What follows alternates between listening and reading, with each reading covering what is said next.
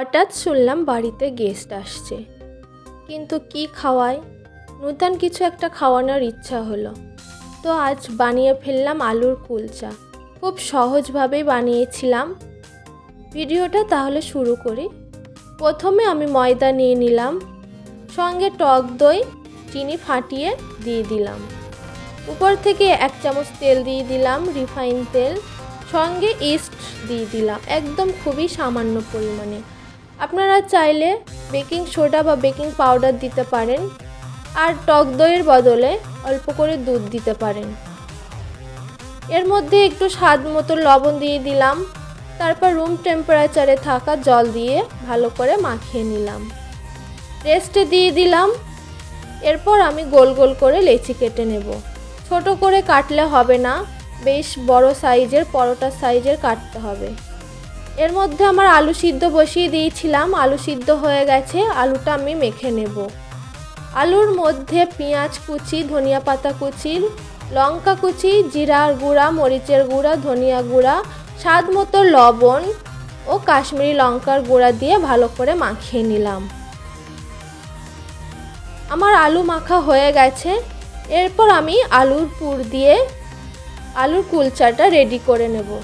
দু হাতে এইভাবে গোল গোল করে নিতে হবে এবং মাঝখানটা এইভাবে একটু গর্ত করে আলুর পুরটা দিয়ে দিতে হবে। দেখুন আমি কিভাবে দিচ্ছি, ঠিক এইভাবে দিতে হবে।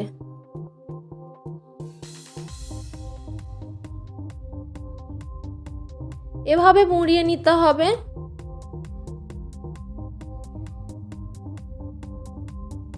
আমার প্রত্যেকটা রেডি হয়ে গেছে।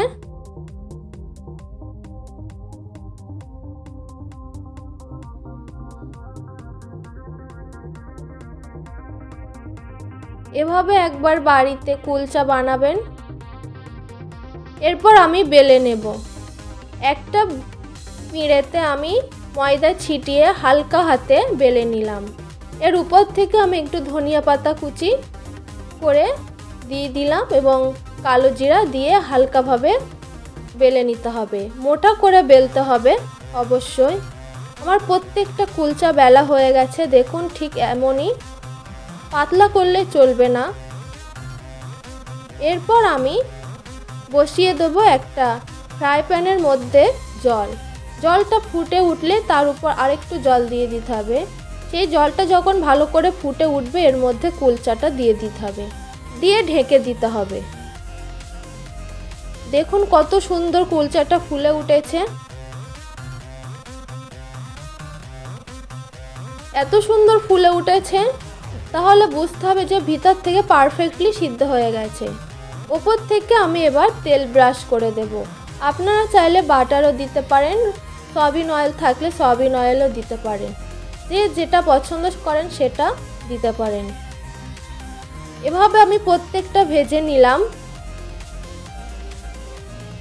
সঙ্গে রাখতে পারেন পনির, চিলি চিকেন, চিকেন কষা, আলু কষা, আলুর দম, যেটা দিয়ে খাবেন সেটা দিয়েই ভালো লাগবে। প্রত্যেকটা কুলচা রেডি হয়ে গেছে। দেখুন কতটা সফট হয়েছে। আমি এর সঙ্গে চিলি চিকেন বানিয়েছিলাম। নেক্সট একটা ভিডিওতে চিলি চিকেন আমি দেব। বাই, ভালো থাকবেন।